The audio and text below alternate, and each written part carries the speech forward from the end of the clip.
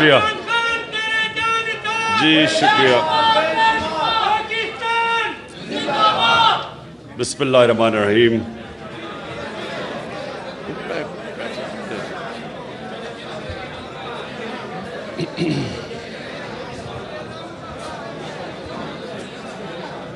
ایاک نعبد و ایاک نستعین.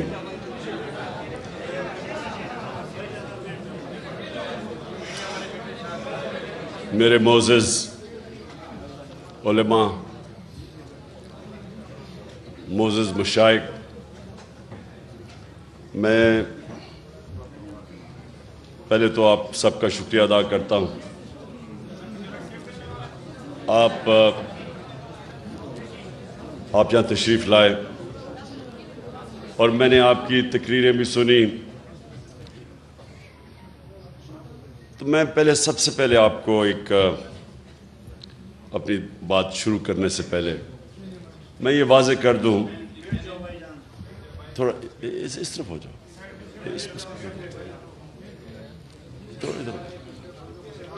اور آپ بھی نیچے ہو جاؤ، وہ نہیں دیکھ سکتے. تو میں یہ واضح کر دوں کہ میں کوئی اسلام کا کوئی عالم نہیں ہوں. میں کوئی ایک اپنے آپ کو اسکالر نہیں سمجھتا اسلام کا. لیکن میں جس طرح کل بھی میں نے یہ بات کی کہ میں نے اپنی زندگی کے تجربے سے اور میں نے بڑا مغربی کلچر اندر سے دیکھا، اور اپنا تو میں جانتا تھا. ہم بڑے ہوئے ایک ایسے گھر میں جدھر شروع سے ہی ہمیں بڑی تربیت دی گئی اسلام کی.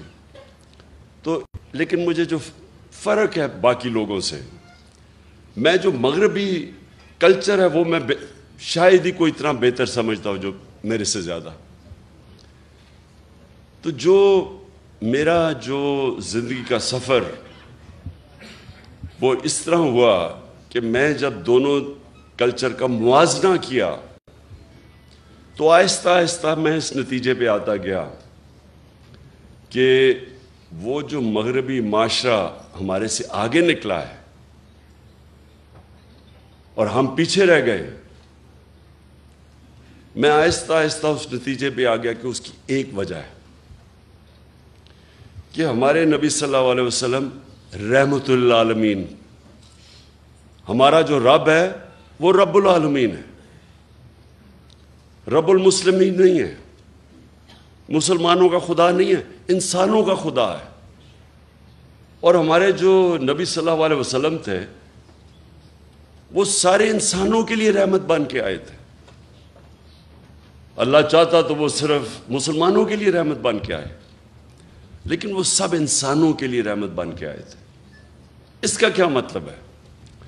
اس کا مطلب یہ ہے کہ جب اللہ ہمیں حکم کرتا ہے کہ نبی صلی اللہ علیہ وسلم کی شریعہ پہ چلو، ان کی سنت پہ چلو، تو وہ ہماری بہتری کے لیے اللہ کہتا ہے. یہ میں آپ کو پھر بتا رہا ہوں کہ یہ میں اپنے زندگی کے تجربے سے ان چیزوں پہ پہنچا، ان نتیجوں پہ پہنچا کہ جب اللہ حکم کرتا ہے کہ ان کی زندگی سے سیکھو، ان کی سنت پہ چلو، تو اللہ کیا کہہ رہا ہے؟ اللہ ہمیں کیونکہ ہمارے سے پیار کرتا ہے، اللہ وہ اپنی مخلوق سے سب سے زیادہ پیار کرتا ہے، تو وہ ہمیں وہ راستہ دکھا رہا ہے جو راستہ انسان کے عروج کا ہے. کیونکہ دنیا کی تاریخ میں نہ کوئی وہ انسان اس عروج پہ پہنچ سکتا ہے، نہ کبھی پہنچے گا جو ہمارے نبی صلی اللہ علیہ وسلم پہنچ ہی نہیں سکتا. کوئی اتنا بڑا لیڈر نہیں بن سکتا. کسی ایک انگریزی کتاب ہے کہ دنیا کے جو 100 سب سے عظیم لوگ، انگریزی کی کتاب ہے، ولیم ہارٹ انگریز نے لکھی ہوئی ہے. اس میں وہ کتاب 100 انسانوں کی بات کرتا ہے کہ دنیا کے سب سے عظیم انسان تھے. اس میں جو وہ سب سے نمبر 1 رکھتا ہے وہ ہمارے نبی صلی اللہ علیہ وسلم کو رکھتا ہے. کیوں رکھتا ہے؟ کیونکہ کسی انسان نے اتنی زندگی میں اچیومنٹ کی نہیں کسی انسان نے وہ دنیا کے اندر اس کو وہ عروج ملا ہی نہیں، وہ کام کیے ہی نہیں جو ایک انسان نے کیے۔ میں جب یونیورسٹی میں تھا ہم کتابیں پڑھتے تھے کہ جی وہ فلانا آدمی بڑا کامیاب ہے۔ میں کرکٹ کی بھی کتابیں، جو اچھا کھلاڑی تھا اس کے اوپر پڑھتا تھا۔ کیوں پڑھتے تھے؟ کیونکہ ہم ان سے سیکھنا چاہتے تھے، ہمارے رول ماڈل تھے۔ آج ہمارے بچے بل گیٹس کا پڑھتے ہیں کہ دنیا کا سب سے کامیاب ٹیکنالوجی کا آدمی ہے، کہ وہ کیسے پہنچا۔ اسٹیو جابز، یہ بڑے لوگ جو کامیاب ہیں، لوگ ان کی کتابیں پڑھتے ہیں۔ تو جو انسان سب سے دنیا کی تاریخ کا عظیم آدمی تھا، تو اللہ ہمیں حکم کر رہا ہے کہ ان کی زندگی سے سیکھو، کیونکہ اگر آپ نے اوپر جانا ہے تو ان کے راستے پہ چلو۔ اللہ کو فائدہ نہیں پہنچا سکتا کوئی، اللہ بے نیاز ہے، یہ ہماری بہتری کے لیے وہ کہتا ہے۔ تو میرا یہ سب سے پہلا یہ نتیجے پہ میں کیسے پہنچا؟ کیونکہ جب میں نے دونوں معاشرے دیکھے، آپ حیران ہوں گے کہ جو مدینہ کی ریاست کے اصول بنائے تھے میرے نبی صلی اللہ علیہ وسلم نے، آپ حیران ہوں گے کہ وہ ان اصولوں پہ وہ مغربی معاشرے چل رہے ہیں۔ جو انہوں نے مدینہ کی ریاست پہ ان انسانوں کو جن کی کوئی حیثیت ہی نہیں تھی، ان کو دنیا کی امامت کروا دی، اور یہ تاریخ کا حصہ ہے۔ ایک کتاب ہے، بڑی تاریخی کتاب، اس کو کہتے ہیں دا فال آف رومن ایمپائر، ایک بڑا ہسٹورین گبنز اس نے لکھی ہوئی ہے۔ اس میں ایک پورا چیپٹر ہے کہ کیسے وہ رومن ایمپائر جو اتنا بڑا سلطنت تھی، سپر پاور تھی، وہ کیسے گری۔ اس میں پورا چیپٹر ہے کہ ایک انسان اٹھا عرب سے، اور دیکھتے دیکھتے اس نے گھٹنے ٹیک دیے اس کے سامنے۔ تو اس نے کیا کیا؟ جو چیزیں کی نا، وہ تھی مدینہ کی ریاست میں انہوں نے بنیاد رکھی۔ بنیاد کس چیز پہ رکھی؟ سب سے پہلی بنیاد رکھی عدل اور انصاف پہ۔ یہ جو آپ ایک چیز یاد رکھ لیں کہ جس معاشرے کے اندر قانون کی حکمرانی نہیں، جدھر انصاف نہیں، وہ جانوروں کا معاشرہ ہے۔ جانوروں کے معاشرے میں انصاف نہیں ہوتا۔ اللہ نے جتنے اپنے پیغمبر بھجوائے دنیا میں 1,40,000، وہ سارے ایک ہی پیغام دینے آئے تھے کہ جانوروں سے مختلف انسان کی معاشرے میں انصاف ہونا چاہیے۔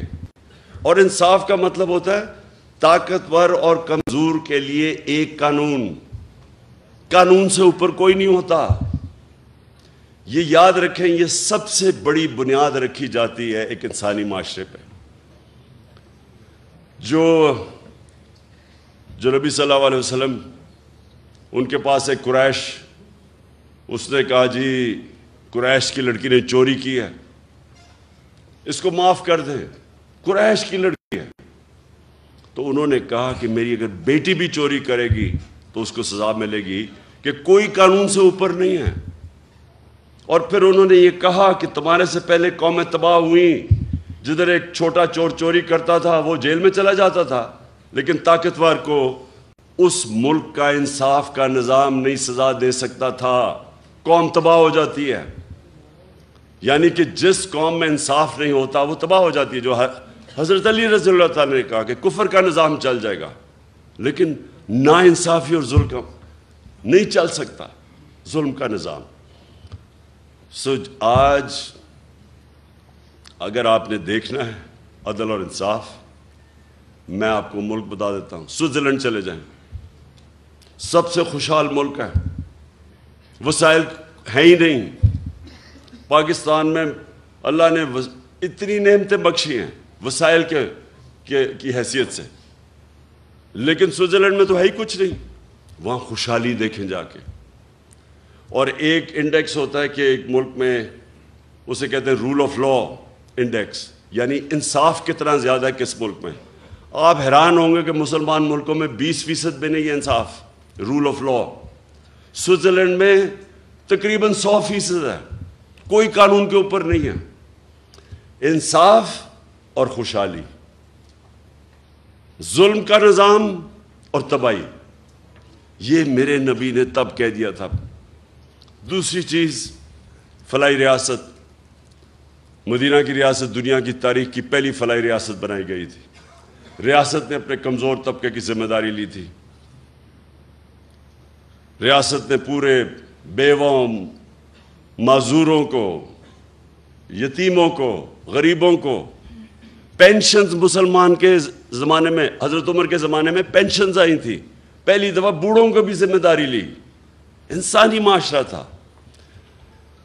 آج اگر آپ نے یہ دیکھنا ہے فلاحی ریاست کدھر ہے، ڈنمارک، سویڈن، ناروے، برطانیہ، آپ وہاں جا کے دیکھیں کہ کیسے انسانوں کی قدر ہے۔ میں آپ کو دعویٰ کرتا ہوں کہ وہ اپنے جانوروں کا ہمارے انسانوں سے بہتر دھیان رکھتے ہیں۔ وہاں ایک پولیس والے کو 3 سال سزا دے دی کہ وہ پولیس کے کتے کے اوپر، وہ اپنے کتے پہ کسی نے دیکھ لیا کہ اس کو مار رہا تھا، پولیس والے کو سزا دے دی۔ یا پولیس والے انسانوں کے ساتھ کیا کرتے ہیں؟ ابھی وہ شہباز گل کے ساتھ کیا ہوا ہے؟ 2 دن پکڑ کے اس کو مارا، ننگا کر کے اس کو تشدد کیا۔ وہاں انسانوں کو، انسانیت کا تو نظام اور ہے، وہ جانوروں کو، ان کی ایک ہے RSPCA، وہ دیکھتی ہے کہ کئی جانوروں پہ تو نہیں ظلم ہو رہا۔ اور یہ کدھر شروع ہوا تھا؟ حضرت عمر نے کیا کہا تھا کہ اگر کتا بھی میری ریاست کے اندر بھوکا مرے میں ذمہ دار ہوں۔ بس میں ذرا چاہتا ہوں کہ میری آپ آج بات سن لیں، کیونکہ میں پھر آخر میں آنے لگا ہوں یہ حقیقی آزادی کے اوپر۔ دیکھیں، جو نبی صلی اللہ علیہ وسلم کی سنت پہ چلے گا معاشرہ، وہ اوپر چلا جائے گا، چاہے وہ مسلمان ہے یا نہیں ہے، کیونکہ وہ رحمت للعالمین ہے۔ اور جب ہم اپنے آپ کو مسلمان کہتے ہیں اور ان کے اصولوں پہ نہیں چلتے، تو پھر ہمارے سامنے تو انہوں نے کہا کہ قومیں تباہ ہو جاتی۔ آج اب دیکھیں، میں زندگی کے 20-30 سال مغرب میں گزارے، وہاں تصور بھی نہیں کوئی کر سکتا کہ ایک ملک کا مجرم پکڑا جائے کہ لندن کے اندر بڑے بڑے محلات لیے ہوئے اور ایک رسید نہیں ہے کہ کدھر سے پیسہ آیا۔ 3 دفعہ پرائم منسٹر، بچے اس کے لندن بیٹھے ہیں، اربوں روپے کے گھروں میں رہتے ہیں، کہتے جی ہم پاکستانی شہری نہیں، اس لیے ہم بتاتے نہیں ہمارے پاس پیسہ کدھر سے آیا۔ وہ عدالت، سپریم کورٹ اس کو کنوکٹ کرتی ہے، مفرور جھوٹ بول کے ملک سے باہر بھاگتا ہے، اور وہ آج پاکستان کے فیصلے کر رہا ہے۔ وہاں بیٹھ کے ابھی یہ جو آڈیو لیکس آئی ہیں، یہ جو انکشاف آپ کے سامنے ہوئے ہیں، ان کے اندر پتہ چلے گا کہ وہ سارے ایک مفرور، ایک کرپٹ آدمی، ایک جھوٹا آدمی، ایک اربوں روپے اس ملک کے چوری کر کے بڑے بڑے محلت میں باہر رہنے والا آدمی، وہ ملک کے فیصلے کر رہا ہے۔ یہ مغرب میں تصور بھی نہیں ہے۔ اور اس کا جو منشی اسحاق ڈار، وہ جو آیا ہے، یہاں پہنچا ہے، سوچیں کہ اس کو نیب نے بلایا، پوچھا کہ تمہاری پراپرٹیز کدھر سے آئی ہیں، بجائے جواب دینے کے لیے پرائم منسٹر کے جہاز میں مفرور ہو جاتا ہے۔ نون لیگ کے زمانے میں وہ آج پاکستان آ گیا ہے اور فائنانس منسٹر بن رہا ہے۔ یعنی اب پاکستان کا پیسہ، فائنانس کس کے حوالے کر رہے ہیں؟ جو مفرور 5 سال سے بھاگا ہوا تھا کہ جی میری طبیعت ٹھیک نہیں تھی، وہ ابھی تک یہی نہیں پتا کہ 5 سال کس چیز کا علاج ہو رہا تھا، اس کا کوئی ایسی بیماری ابھی تک پتہ ہی نہیں ہے جس کو 5 سال لگ رہے تھے، وہ بیماری نہیں تھی، ڈرا ہوا تھا، اور تب اب ڈیل کر کے یہاں پہنچا ہے، اور اب آ کے پاکستان کا فائنانس منسٹر بنے گا۔ 22 کروڑ قوم کی، یعنی آپ کے خزانے پر بیٹھے گا، بلے کو بٹھاؤ گے دودھ کی حفاظت کرنے کے لیے۔ یہ کسی مغربی معاشرے میں نہیں ہو سکتا، کیونکہ وہاں انصاف ہے۔ اور میں جب یہ چیزیں آپ کے سامنے رکھتا ہوں، اور یہ جو ابھی آپ نے فضل الرحمان کی بات کی، یہ اس گورنمنٹ کا حصہ ہے جدھر یہ ظلم ہو رہا ہے۔ سارے 60% جو کیبنٹ بیٹھی ہے، 60% کیبنٹ ضمانت پہ ہے، کرپشن کے کیسز کی ضمانت پہ ہے۔ یہ کس مغربی معاشرے میں ہوگا؟ اس لیے وہ ہمارے سے آگے ہیں کہ وہ ان کے جو احکامات میرے نبی نے ہمارے لیے، مسلمانوں کے معاشرے کے لیے جو ہمیں کہا تھا کہ یہ آپ کے لیے لازمی ہے، وہ ادھر چل رہے ہیں۔ انسانیت وہاں بہتر ہے، فلاحی ریاست بہتر ہے۔ وہاں غریب آدمی بے روزگار ہوتا ہے، اس کو پیسے ملتے ہیں جب تک روزگار نہیں ملتا۔ وہاں غریب آدمی کے لیے بہترین سکول ہیں، مفت پڑھائی ہے۔ غریب آدمی کسی ہسپتال میں جائے، اس کو مفت علاج ملتا ہے۔ جو ہم نے کوشش کی ہیلتھ کارڈ لا کے کہ عام لوگوں کے لیے، غریب گھرانے کے لیے ہیلتھ انشورنس کہ 10 لاکھ تک کہیں بھی علاج کروا سکو، یہ تو ہم نے شروع کیا۔ یہ سارے مغرب میں ہیں۔ ادھر فلاحی ریاست ہے، عدالت میں جاتا ہے غریب آدمی، حکومت اس کو وکیل کر کے دیتی ہے، حکومت انصاف دیتی ہے اس کو۔ اس لیے اللہ کی برکت آتی ہے وہاں۔ جب غریب آدمی کی آواز، اس کی جب دکھ اور درد کی آواز اوپر سنتا ہے، اور جب آپ اس کی خدمت کرتے ہیں وہ بھی سنتا ہے اوپر والا۔ تو میں نے وہ معاشرے دیکھے ہیں۔ اس لیے جب میں آیا تو حکومت میں جب میں آیا، حکومت سے پہلے میں بات نہیں کی، جب میں حکومت میں آیا، پرائم منسٹر بنا، تب میں شروع ہوا کہ یہاں ریاست مدینہ کے اصولوں پہ پاکستان کو کھڑا کرنا ہے۔ اس لیے کیا کہ یہ کوئی نہ سمجھے کہ میں ووٹ مانگنے کے لیے کر رہا ہوں، کہ لوگ میری نیت پہ نہ شک کریں۔ جس طرح فضل الرحمان اسلام کو بیچتا ہے، اس کو جو مرضی فتویٰ دلوانا اسے دلوا لو، اگر اس کو تم پوزیشن دے دو۔ اس کا تو مقصد اسلام، اگر 30 سال سے وہ پالیٹکس میں ہے، مجھے بتائیں کہیں دنیا کے اندر اس نے ایک دفعہ اسلام کی کوئی بات کیا باہر جا کے؟ یہاں بتائیں پاکستان میں کتنے لوگ اس کو دیکھ کے مسلمان ہوئے ہیں؟ میں دعویٰ کرتا ہوں کہ لوگ اس کو دیکھ کے اسلام سے دور ہو جاتے ہیں، کیونکہ وہ جب دیکھتے ہیں کہ صرف ایک انسان کے جو دین کے اوپر بات کر رہا ہے، سارا بات فتوے دین پہ دے رہا ہے، اور اس کے ضمیر کی قیمت ایک ڈیزل کا پرمٹ ہو، کون اس کو سمجھے گا؟ اس لیے میں آپ سے آج اپنے علماء اور مشائخ آپ سب سے یہ کہنا چاہتا ہوں کہ دیکھیں یہ بڑا ایک پاکستان ایک فیصلہ کن موڑ پہ کھڑا ہے۔ انہوں نے جو باہر کے لوگ تھے، جو باہر کی قوتیں تھیں، وہ اس لیے نہیں انہوں نے مجھے یہ سازش کر کے ان ساروں کے ساتھ مل کے اندرونی اور بیرونی ملک مل کے سازش کر کے ہٹایا، اس لیے نہیں ہٹایا کہ وہ مجھے جانتے نہیں ہیں۔ مجھے سب سے زیادہ مغرب میں لوگ جانتے ہیں۔ انہوں نے اس لیے ہٹایا کہ وہ اس ملک میں ایسے لوگ چاہتے ہیں جو ان کی غلامی کریں،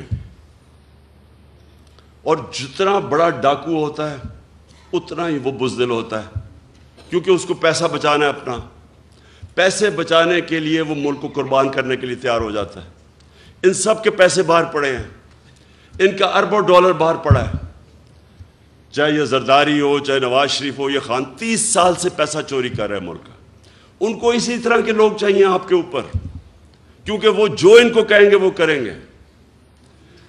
جب زرداری اور نواز شریف 10 سال 2008 سے لے کے 18 تک جب یہ اقتدار میں تھے، 400 ڈرون اٹیک کیے امریکہ نے پاکستان پہ۔